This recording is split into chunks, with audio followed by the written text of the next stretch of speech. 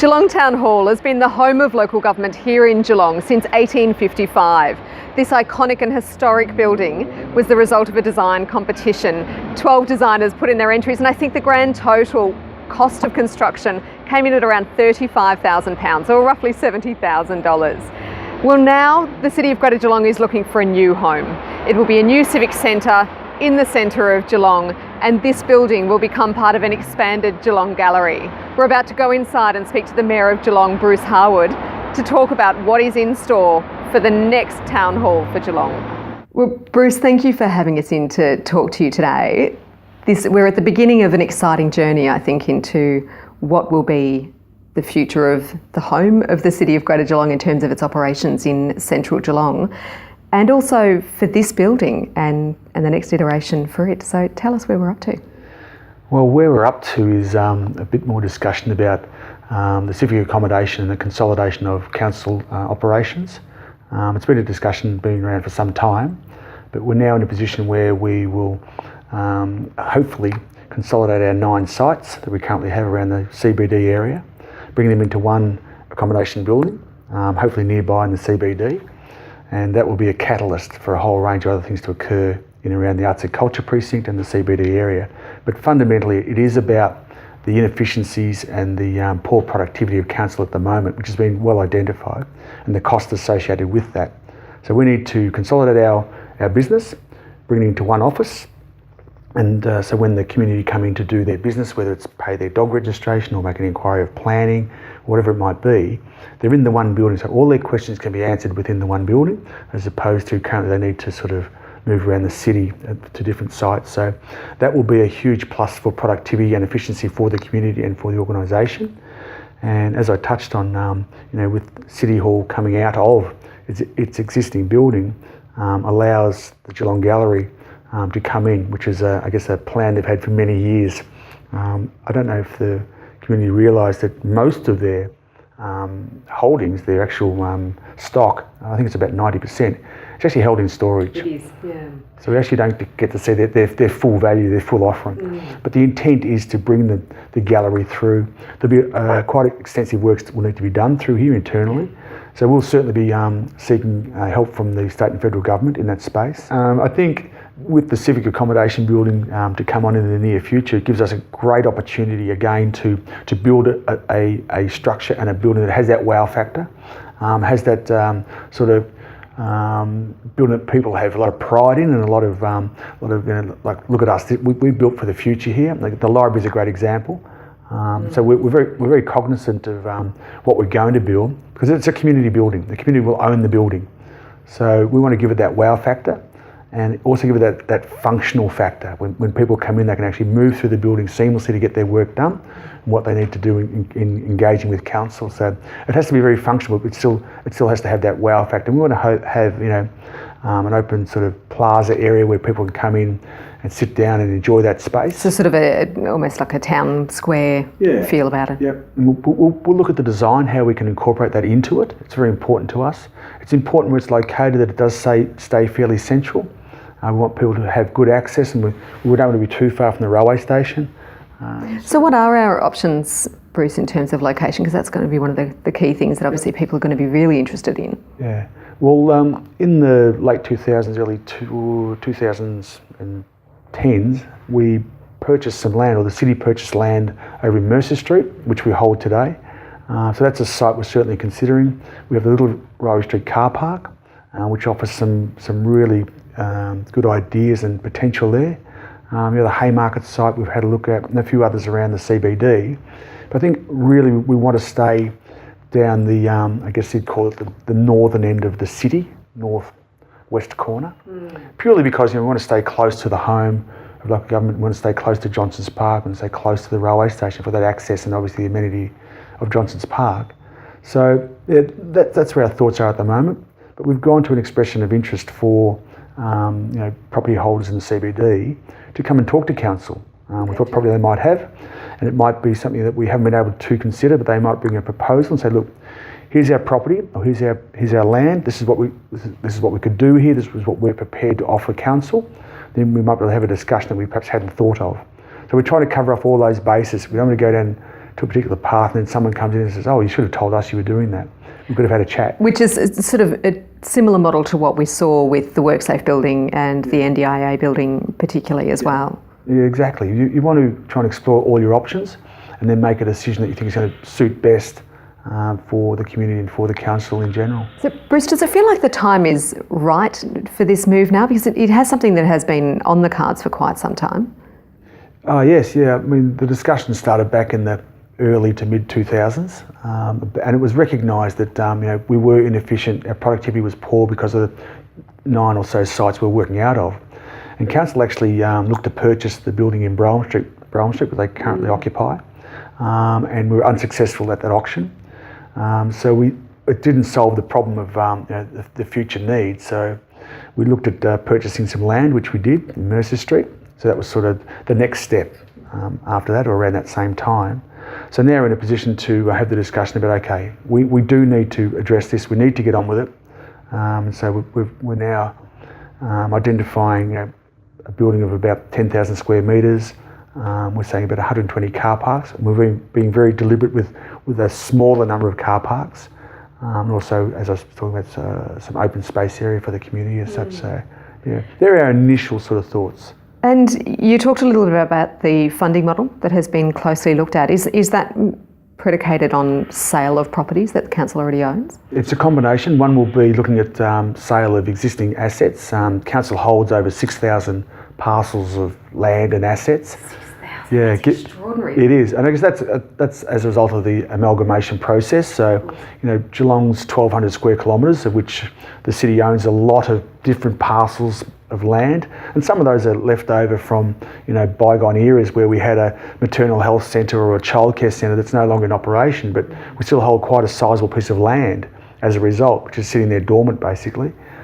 We have a number of other assets that we're looking at the moment, so and borrowings to add up to pay for the build of the construction. So, and then once that side of it is done, in terms of the ongoing operations cost, what's the differential between operating out of one business versus operating out of, say, 9? Because I can't imagine that the leasing bill is small. No. Look, so the three options were basically do nothing and stay as we are, which we know is inefficient. So after the 25-year period of a payoff of a building, we would still be paying high rent, high lease, and own nothing. I would still own this building here, but that's not the issue. We looked at potentially having a developer build, and we rent. TAC, NDIS, WorkSafe are doing that, but they're government-owned entities. So governments do come and go, and they do make different decisions. So if they were wanting to relocate those businesses, they would. We're Geelong Council. We're not going anywhere. So what we build will be owned by the community. So our thinking is, to build and own. So when we're talking about selling community assets, those assets are assets that are surplus to our needs or are costing us serious money on our budget. So there's a lot of red ink around some of those assets. So if we sell is that just the cost of holding those assets, or is there maintenance cost involved? Well, there's a combination of retaining and maintaining, which can be very expensive. So if we are to sell some of those assets, we're not actually releasing community money. We're actually putting it back into a community asset.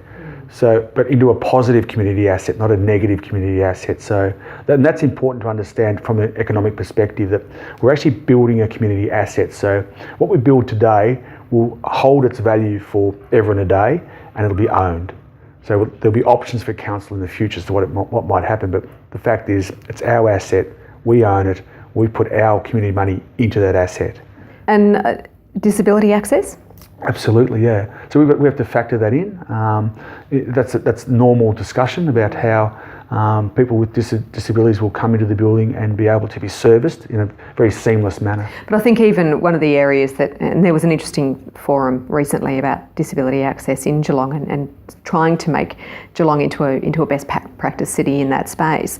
And one of the big things that came out of that, and talking to people who do have access issues, was talking about the fact that you can have really accessible buildings, but it can be really difficult to get to them. Yes. So how do you get from public transport? How do you get from whether you've come in by taxi, whether you've come off a train and then you you're approaching the building that way. Yeah. Basic things like curbs and crossing traffic and all of those things. I think Geelong's doing it pretty well in recent years. Like, we are very cognizant of people with disabilities in our community and making sure they have access to all buildings, they have access to all events that might be going on. So they are included in everything that's going on in our community.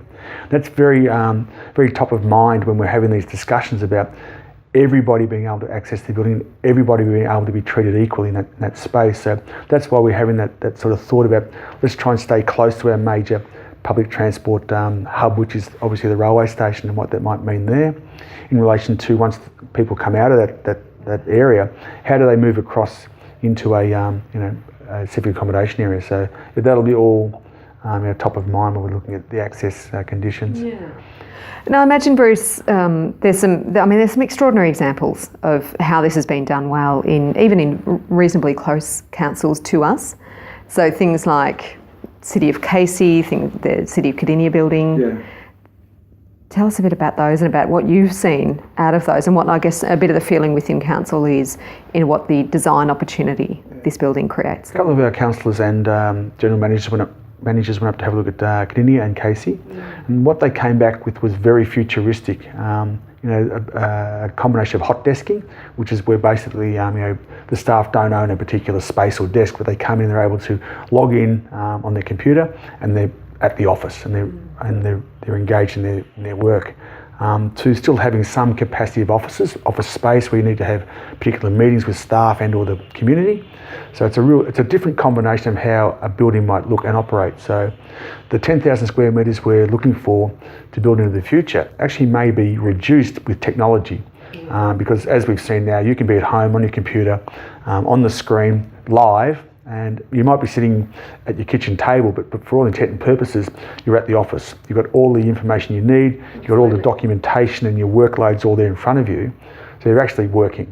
And I think that technology today just opens up so many more options about how an office might operate and look, and also what an office might cost, what you might require in that office. For example, here within City Hall alone, I can't remember the exact number, but there are a lot of printers through this building, and rightly so. I mean, we need access because that's our current structure. If you go to a Casey or a Cardinia, basically they have 3 printers in the whole office block because they're so intertwined. They don't need to have a printer in every office as such. So that's an example. And it starts to change the way that you think about how the organisation can operate too. Absolutely, yeah, and how you interact as a working environment, and how you interact with the community, and how you try and streamline those processes. So speaking of the community, of course, a big part of this is going to be consultation. Yes. How's that process going to work?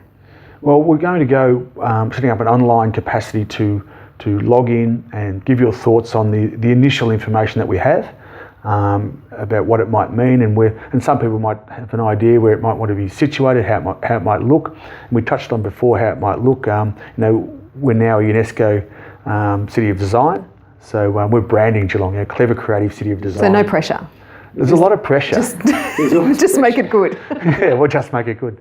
But it's a great challenge, and we've already, we had a challenge in recent times with the Heritage Library Centre, which we came up in spades. Yeah, extraordinary success. Yeah, so we know we can do it, and we know there is some fantastic architects out there that can help us, and we can go to them and give them a bit of a brief what we need, and then they can show us how it might look. So what did you learn out of that process of building the library? Because it is a fantastic example of an idea that can be realised in a way that probably a lot of people would never have thought of. Yeah, the library was an interesting process insofar as we needed to get the state and the federal governments to help funding.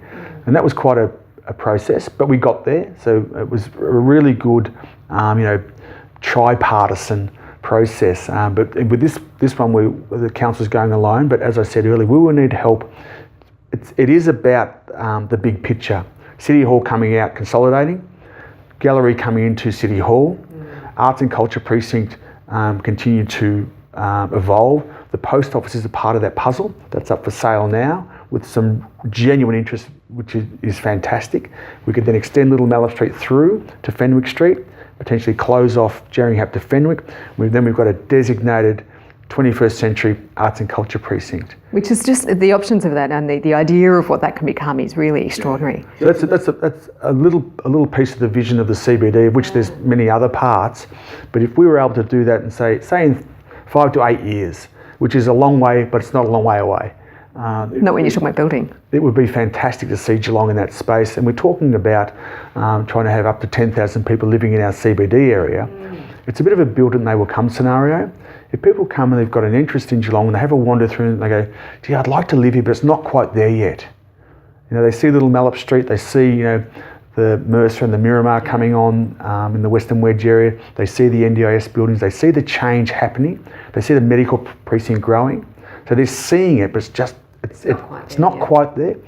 This would be a big part of that. And even that when you look at, say, what happened in Bendigo and Ballarat in terms of the developments of their art galleries, I think we underestimate how important cultural events and arts events are. I mean, we know that more people go to cultural and arts events than go to sports events in Australia, which still blows people's minds. And that's very true of Geelong as well. But we've got the Sydney Nolan exhibition coming down next year. We had the Archibald this year. They're back this year? Yes. We had them this year? We did. And they're back next year. Yeah. And it's also that opportunity with a larger space to then go out to places like the Victoria and Albert, the V&A, which is really open to having those sort of exhibitions.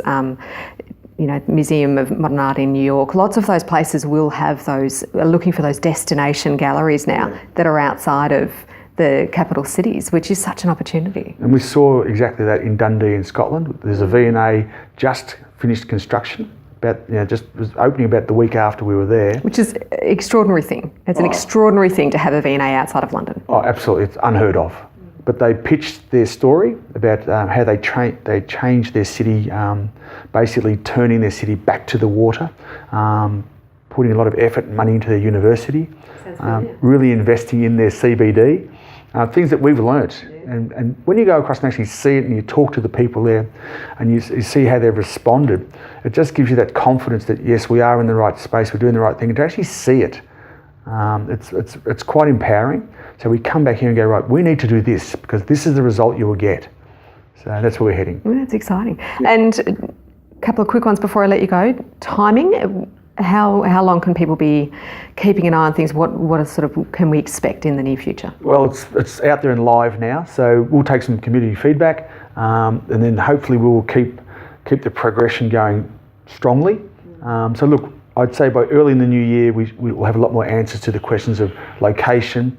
We'll start on what the build might look like, and that will progress quite quickly from there. And then it's a matter of sitting down with potential builders, and we get on with it. And two things, I'm assuming the lions are staying out the front here? There'll be no change to this building or the facade or the only change here will be internally for the gallery to come through and hopefully get a lot more of its stock out and visible to the community, because it's a shame. I think people will be blown away when they see how much great artwork and sculptures and all sorts of pieces of art that are hidden away and haven't been seen for years. So there's a huge change coming. And you've got a resident colony of bees on the roof. We have a small colony of bees up on the roof. We certainly hope they'll be moving along too. They'll be safe. They'll be safe and sound. In fact, I think we're looking to extend a little bee community. Good. Good. We're doing a bit for the environment. Yeah. Terrific. Well, it's been great, Bruce. It's been terrific speaking to you. It is exciting. I think it's going to be some really exciting times coming forward.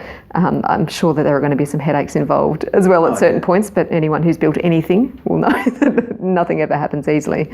But it is exciting, and we hope that everyone gets on board and starts to really interact and speak to council and lets them know what they think. Yeah, we'll just hope the community understand the reasoning and I guess the logic behind this. It's the consolidation. It's actually about saving money. Yes, we're going to spend money on council, which some people don't understand or don't like.